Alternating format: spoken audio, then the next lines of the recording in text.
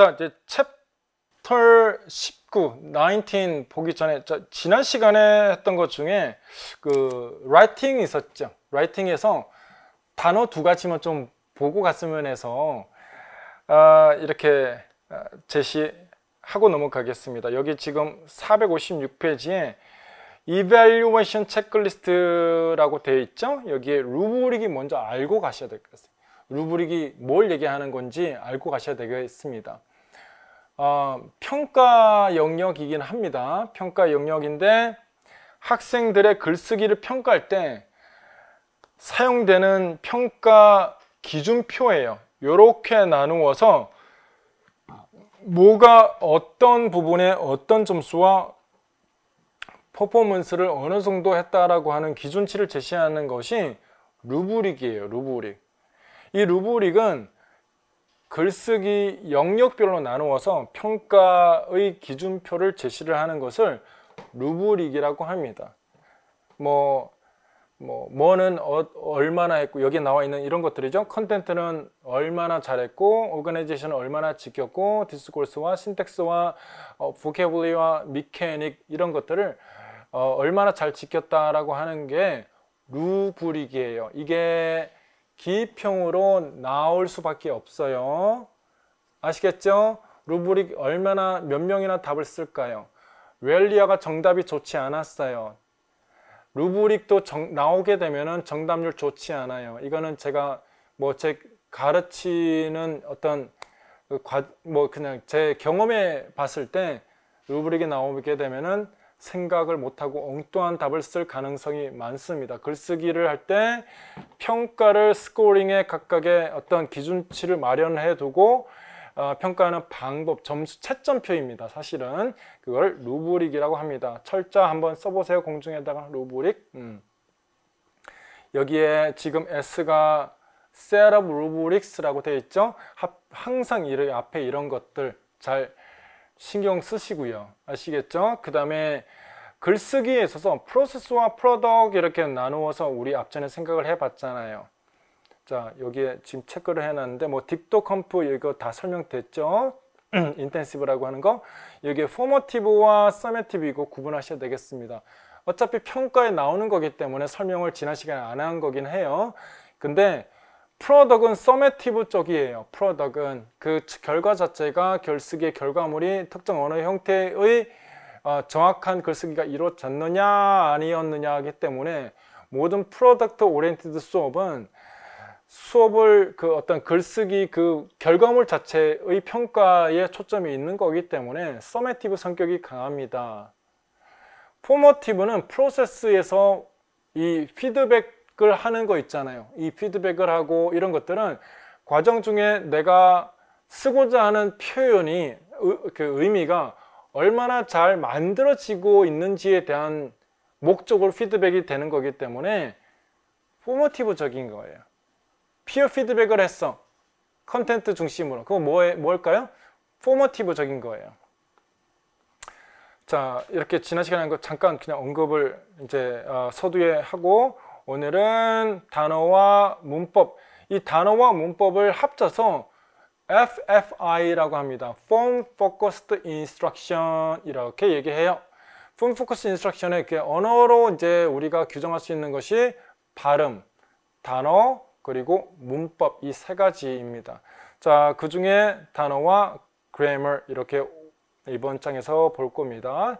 기평 중심으로 나올 만한 것들을 보는데 티칭의 원칙들 여기에서는 가장 중요합니다. 에러를 어떻게 트리트할 것인가 앞전에 나왔는데 또 여기에 반복적으로 나오게 될 겁니다. 렉시코 그래머가 뭔지 이제 이거는 이제 단어를 어떻게 우리가 볼 것인지에 대한 단어의 정의를 얘기합니다. 문법의 영역을 우리는 이 두 가지를 중요하게 생각하면 되겠어요. 문법을 언어 지식 자체, 규범적 문법 자체를 칭하는 것이 아니라 의미와 그 문법이 상황에 따라서 해석이 어떻게 될 수 있는가라고 하는 활용론적인 측면의 이것까지를 이제 생각을 하는 것이 문법이다라고 정의를 합니다. 교육론에서는 자, 여기에서는 문장만 있으면 돼요. 근데 이 두 가지가 들어가게 되면 맥락이 있어야 됩니다. 컨텍스트. 따라서 이것이 전통적인 관점에서의 문법 지식이라고 한다고 하면은 이제 CL 때서는 문법 지식을 어떤 문법 지식 자체로 이제 한정하는 것이 아니라 맥락에서 얼마나 잘 이해를 하고 또 사용할 수 있는지에 대한 측면에서 문법을 봐야 된다라고 의미를 좀 확대해서 보시면 되겠습니다. 다음 뭐 이런 것들은 emerging grammar, 이제 어떤 원론적인 추상적인 이론적인 내용입니다. 이런 것들은 세부적으로 알 필요는 없고요. 제가 말씀드렸습니다. Form Focused Instruction은 Planned Incidental이라고 돼 있죠. Planned와 Incidental. 그러니까 둘 다 사전에 특정 언어 형태를 내가 교수 목표로 선정을 했거나 아니면 우연하게 정확성을 목적으로 아이의 의식을 언어 형태로 올리거나 둘 다 이것에 해당된다인데 이 둘을 포함하는 것을 사실은 이것이 말하는 것은 focus on form approach에 속하는 것을 이야기하는 것입니다. 우연하게 하느냐 준비됐느냐에 따라서 이것의 중요도와 상관없이 의미 중심으로 아이들의 어떤 언어 학습을 하다가 정확성의 의식을 올리는 행위를 focus on form approach 이렇게 이야기를 합니다. 이 부분은 학습 목표로 제시를 했느냐 우연하게 하느냐의 차이점일 뿐인 겁니다. 아시겠죠? Incidental Instructional Activity, 우연하게 아이들이 의사소통을 하다가 실수를 했어. 그러면 그것에 대한 오류를 수정하는 것을 이제 인시덴탈이라고 할 수 있고, 플랜드는 처음부터 교수 목표가 있었다입니다. 자, 여러분들이 아셔야 되는 것은 이 부분 강조합니다. 자, input enhancement는 굉장히 의도적인 겁니다. intentional한 학습입니다. implicit technique 다 있는데 implicit technique for structuring input to learner 이렇게 돼 있는데, 여기에서는 implicit과 그 explicit로 굳이 구분할 필요는 없으나 보다 능동적으로 아이들의 의식을 상승시키는 것을 input enhancement라고 하는 것입니다.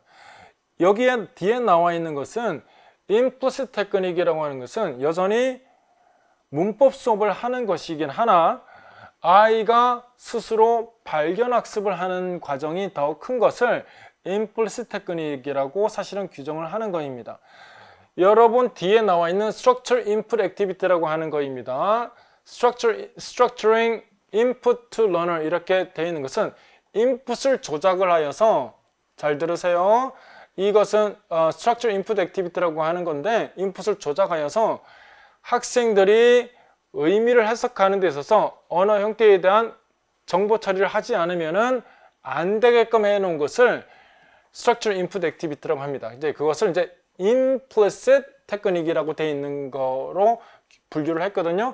이것은 우리가 뭐 input processing이 뭐다, structure input activity라고 하는 것을 이론적으로는 압니다. 근데 이렇게 또 분류를 해버리면 좀 낯설 수 있기 때문에 제가 한번 짚고 넘어가는 겁니다. 보다 능동적으로 아이들의 의식을 올린다는 겁니다. 셀런트하게 만들었다는 것이고요. 이거는 조금 더 이제 암시적으로 아이들이 적극적으로 생각을 해야 된다라고 하는 거예요. Implicit Presentation Form. 자, 디덕티브, 인덕티브 구분 잘 하셔야 되겠습니다. 아이들이 발견 중심의 학습은 인덕티브, 디덕티브는 규칙을 항상 먼저 제시를 하죠, 아이들에게.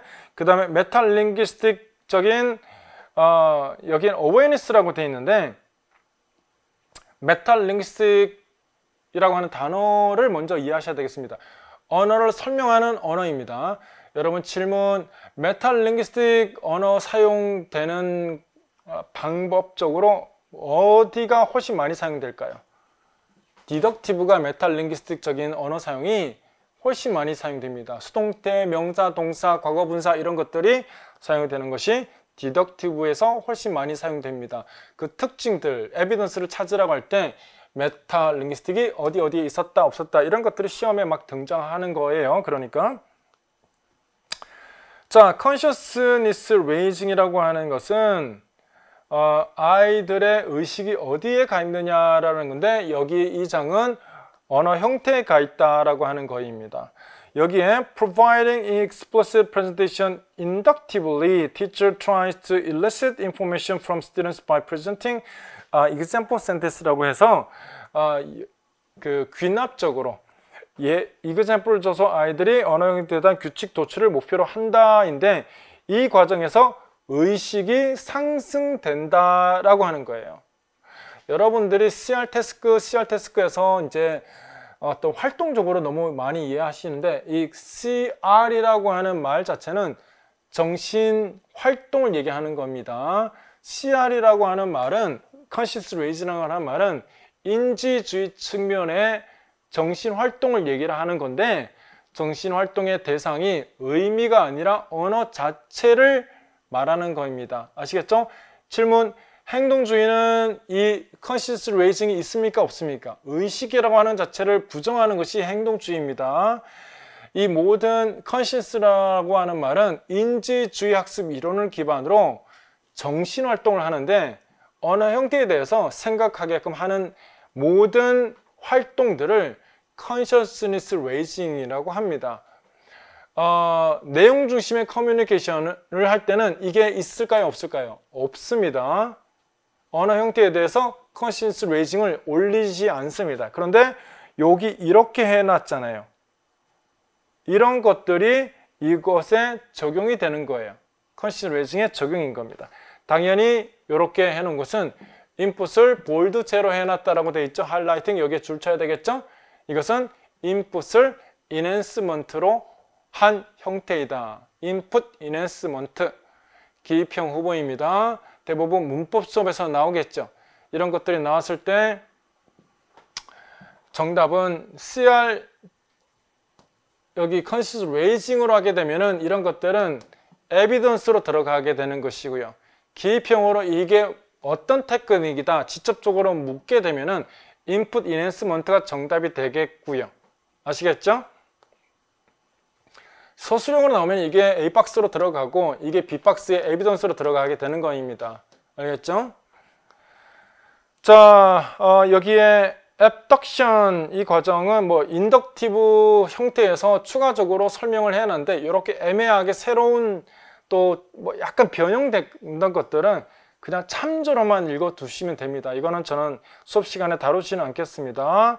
그러니까 뭐 과정이 인덕티브로 해서 디덕티브로 넘어가고 이렇게 복합적으로 설명을 해놨는데, 그냥 시험에서는 그냥 이렇게 애매한 곁다리는 출제되기 힘듭니다.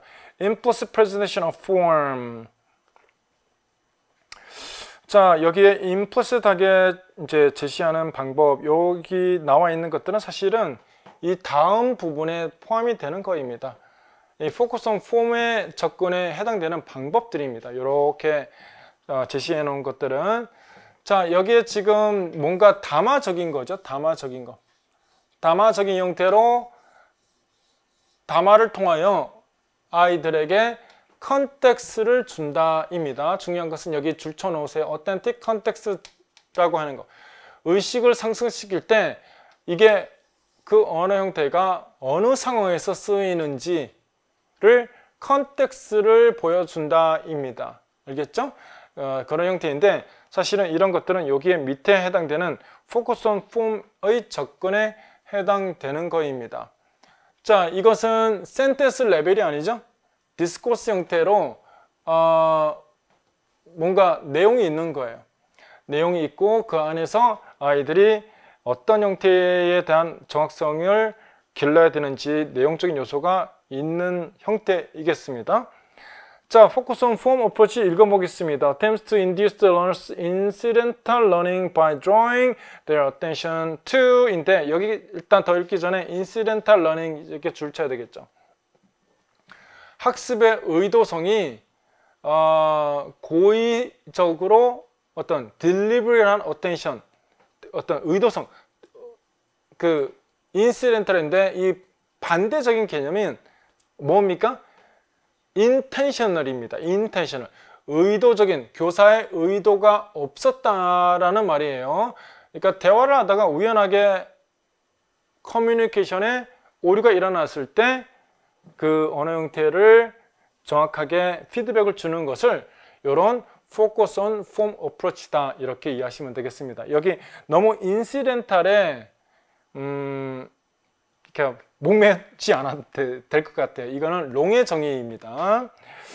자, noticing이라고 하는 것은 process of learners picking out the specific feature of target language input which he or she hears read인데 뭔가 읽다가 혹은 듣다가 특정 언어 형태를 자각하는 행위 자체를 noticing이라고 하는 겁니다. 이게 귀에 그면 귀걸이, 코에 그면 코걸이, 헷갈리기 시작하는 교육론의 내용적인 요소거든요. 여기에 지금 노티싱을 쉽게 하기 위해서 교사가 자료를 조작해 놓은 것을 인풋 이넨스먼트라고 하고요. 이제 이거를 알아차리는 행위를 했어. 그것을 이제 노티싱이라고 합니다. 인풋 과정에서 노티싱을 한 거예요. 언어 형태를 랭귀지 피처를 노티싱 한 거입니다.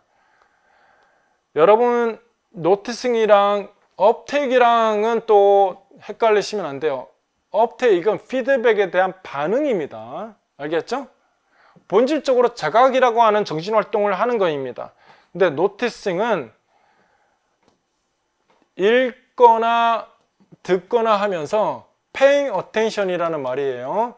특정 언어 형태의 의식적인 정보 처리를 하는 것을 노티싱이라고 합니다. 여러분 질문 노티싱이라고 하는 내가 뭔가 이게 빨주노초 파남 뭐 이렇게 신호등의 색깔을 한 번도 생각 안 하고 봤다가 중간에 노란색이 있잖아 라고 하는 것을 처음 아이가 깨달았어.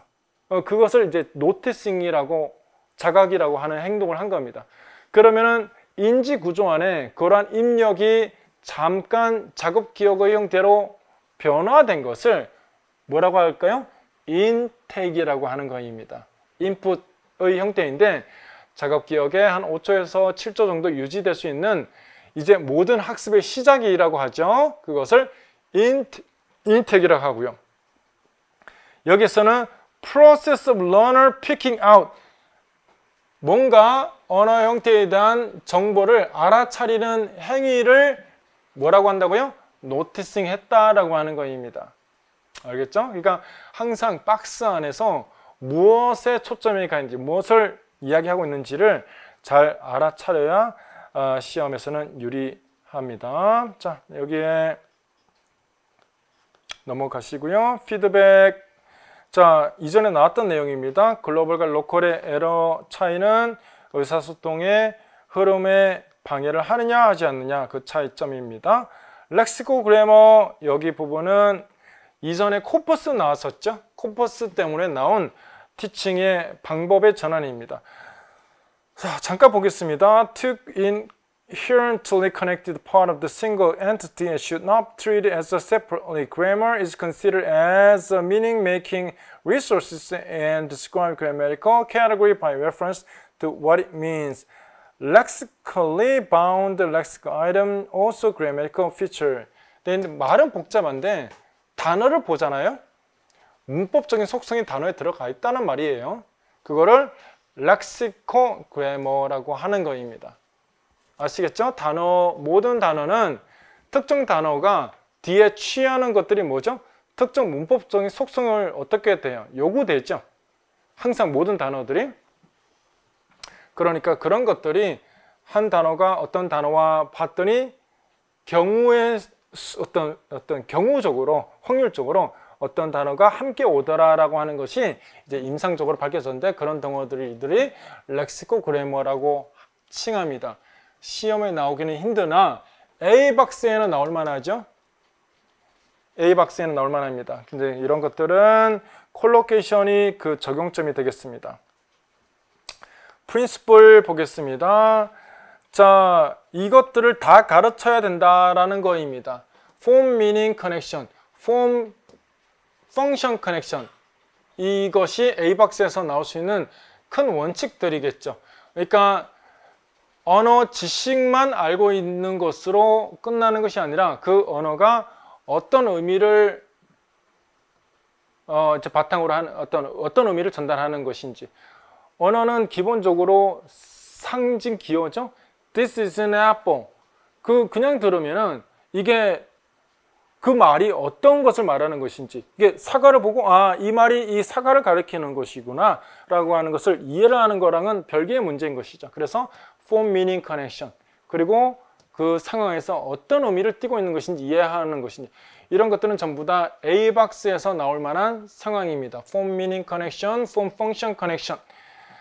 자, 그 다음 이거는 됐고요. Practice and use form in communicative task. 이거 너무너무 중요하죠. 이것은 자동화를 위해서 꼭 필요한 과정입니다. 커뮤니케이티브 태스크에서 특정 언어 형태를 사용할 수 있는 기회가 있느냐 없느냐는 자동화를 위해서 꼭 필요한 과정이다 라고 보실 수 있겠습니다. 이것을 이제 교육론적인 영역에서 그래머링이라고 말하는 겁니다. 만약에 이것이 없으면 인지주의 학습 이론 측면에서 인지 이론 측면에서 이것이 없으면은 언어 지식은 어떻게 될까요? 문법적인 지식만 알고 있는 거예요. 우리나라 교육이 뭐 평생 교육을 해도 외국인 앞에서 한마디도 못하는 썩은 영어다 이렇게 비난을 하는 사람이 많죠. 이 문제가 있기 때문에 그런 거예요. 근데 그래서 저는 개인적으로 사실 한계가 있다. 써먹을 기회가 없잖아요. 배워서. foreign language로 배우는 것이지 second language도 아닌 상황이기 때문에 학습 상황에 있어서 어떤 한계가 있다. 이렇게 개인적으로 생각합니다. 그냥 집 밖에만 나가면은 원어민이 나랑 뭔가 의사소통을 해야 되는 환경적인 상황이 있으면은 이게 해결이 되죠. 그러니까 우리가 말을 못한다라고 하는 것은 암지로 전환이 안 됐다라고 하는 것을 내포하는 겁니다. 우리 교육 상황이. 그러니까 여러분들이 이거를 해결할 수 있는 방법은 아이들한테 어떻게 하면 될까요? 말을 자꾸 영어로 걸어주면 됩니다. 처음에는 뭐래?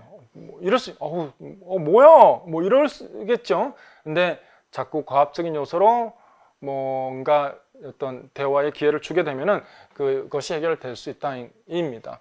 인풋 베이스드 이거는 지금 이것만 가지고 이제 아웃풋 베이스드 이걸 설명할 수는 없습니다. 이제 이 부분은 사실은 굉장히 중요합니다. 이 두 개가 여기 좀 적어 놓을게요.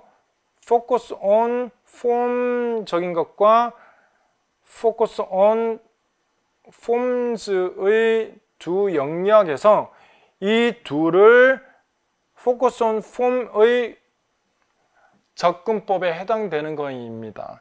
그런데 인풋 과정에서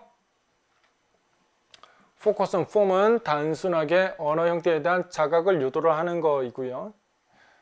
어떤 의미를 띠고 그것이 해석을 하는 데 있어서 언어 형태에 대한 정보 처리가 반드시 요구되는 것을 attend form input based라고 말합니다. 이것은 의사소통 상에서 특정 언어 형태가 반드시 출력이 요구되는 것. 이것은 이해를 하는데 특정 언어 형태에 대한 정보 처리가 반드시 요구되는 것. 알겠죠? 둘 다 이거 좀 어려운데 conscious raising이 올라가는 거예요. 필요한 거예요. 이거는 다시 신문을 보는데 과거형이 보이는 거예요. 문법을 내가 이게 왜 쓰이는지 깨달아야 되는 게 input based라고 하는 거예요. 알겠죠? 자, 이거는 기출을 가지고 여러분이 적용을 해봐야 됩니다. 이거 숙제, 기출 이거 찾아보셔야 돼요. 원서 읽기 할 때 제가 일일이 해가지고는 진짜 시간이 너무 많이 걸리거든요. 이거는 기출 가지고 이게 output based, input based. 그러면 이거는 grammaring. 여기는 명색 지식 형성하는 데 있어서 form meaning connection이 일어나는 상황. 이렇게 정리를 하셔서 기출이 어떻게 적용되는지 각자 찾아보셔야 됩니다. 그리고 디덕티브, 인덕티브 앞전에 강조했습니다. 중요합니다. 구분을 하고 CLT에서는 인덕티브적인 측면이 훨씬 강합니다. 차트, objective, map, drawing 등등은 전부 다 문법을 가르칠 때 사용될 수 있는 그냥 실물 교재들이에요. 지도 가지고 전치사 가르치면 되겠죠. 한국은 일본과 중국 사이에 있다. between 뭐 이런 것들. 그냥 이런 그림을 사용하여서 아이들이 이해를 하고 일러스트레이트 할 수 있는 방법 등등이 여기에 해당되는 것이고요. dialogue, conversation 이거는 뭐 그냥 넘어가겠습니다. 자, 나머지 여기 보시면 input enhancement, highlighting, bold face 하는 거, 이탈릭도 여기에 해당되는 것이고 여기 실제 예가 한번 볼 수 있고요. input flooding, 그 input flooding과 input enhance를 합치는 경우가 많아요. input flooding을 input enhance에 합쳐서 이야기할 때가 많아요. 근데 이제 이거를 구분을 하면은 input flooding은 뭐 trigger, silent 이렇게 해놨는데 frequency를 얘기하는 거예요. 여러 번 나와야 돼. 여러 번. 그러니까 여러 번 나오니까 prime이라고 되어 있는 건 뭐예요? 의식 상승을 할 수 있는 학습 상황의 조건이 마련된 거입니다. 자, 그래서 input flooding은 뭐라고요? 이렇게 본문을 보게 되면은 굉장히 여러 번 나온다. 특정 언어 형태가 반복적으로 들려준다. 이런 언어 형태가 많이 빈번하게 등장되는 것. input processing 이거는 어렵게 생각할 필요 없고요. 여기에 뭐 폼과 펑션의 관계, 어텐티카 텍스트라고 해놨는데 가장 중요한 요소는 이제 제가 좀 팁을 알려드릴게요. 여기에 뒤에 이렇게 보게 되면 이건 과업이에요. 과업. Decide whether the described action that was done before and usually done 이라고 돼 있죠. 이거 뭐예요? 언어적인 요소예요? 언어적인 요소가 아니에요. 비언어적인 요소예요. 이게 뭐 언제 했는지에 대한 시기를 판단하는 데 있어서 언어적인 요소가 자각을 해야 되는 거예요. 이렇게 여기는 없고 여기는 S고 여기 과거형이고 이런 식으로 언어 형태에 대한 정보 처리를 해야 과업을 완수할 수 있는 것. 이게 지금인지 이전에 했던 것인지를 판단을 해야 되는 것이 과업이죠. 이 과업 때문에 과업적인 요소 때문에 아이들이 의식적인 정보 처리가 강요된다. 입니다. Force learner to pay attention to certain language form. 예요. To accomplish 땡땡땡 task. 예요. 굉장히 중요합니다. 빈출이에요. 빈출. 딕토글로스 테크닉. 이것도 왜 나왔을까요? 이거는 output bound, output based, focus on form이라는 말이에요. 딕토글로스라. 이거 어렵죠? 본문 듣고 복원하는데 복원 과정에서 특정 언어 형태의 사용이 반드시 요구된다 입니다. 못 썼어. 그러면 어떻게 될까요? Noticing the gap between target and interlanguage가 되는 겁니다. 내가 못 쓴 것이 본문에는 이러니까 이거 못 썼네? 이 과정은 뭐예요? 커뮤니케이티브적인 상황에서 계속 아웃풋 하는 거죠. 그러니까 여기 이거는 정리하세요. input based. 이거는 명시적 지식 형성의 과정에 거칩니다. 이거 목표 배우는 문법 학습 목표 있잖아요. 이거를 의사소통 상황에서 쓰지 않아요. 여기에 있는 것들은 전부 다 난버블적인 결과물을 요구하는 거예요. 그냥 체크만 하면 되는 거예요. 알겠죠? 그런데 여기 가게 되면은 뭐예요? 규칙 이런 거 같아. 수동태는 어떤 거 같아. 이런 규칙인 것 같아. 이해하고 오늘 됐어. 수업 끝. 이게 아니라 여기는 출력이 요구돼요. 알겠죠? 그래서 output이라고 하는 거, output based라고 하는 거예요. 이 본문은 의사소통 맥락 안에서 내가 뭐죠? 의사소통 말을 하는 게 아니라 써보는 거예요. 써보는 거. 써보는 것도 맥락적인 상황 안에서의 과업이라고 보셔야 됩니다. 본문은 뭐예요? 스토리가 있죠. 그 스토리 안에서 특정 엘리멘트를 자꾸 출력을 하는 거. 그렇기 때문에 여기에는 output based 형태에서 해당되는 거기 때문에 딕토글로스 많이 하면 어떻게 될까요? 말 잘하게 되는 거예요. 문법 지식으로 머물러 있는 것이 아니라 암지 지식으로 전환이 된다라고 하는 출력 가설에 기반해서 나오는 활동이에요. 이게 본문이에요. 본문을 배경 지식을 활성화시키고 문법적인 어떤 형태를 바탕으로 리컨스트럭션이 이것이 과업이에요. 알겠죠? 이 딕토글로스는 협업 기반의 수업입니다. 이렇게만 말하면 GPD 생각이 나야 됩니다. 알겠죠? 딕토글로스 설명 다 드렸고요. 그 다음에 히스토리컬 필요 없고요.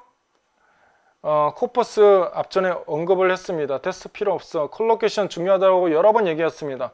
콘코던싱은 내가 모르는 단어를 찾아보는 거예요. 데이터에서 이렇게 찾아보는 거예요. 알겠죠?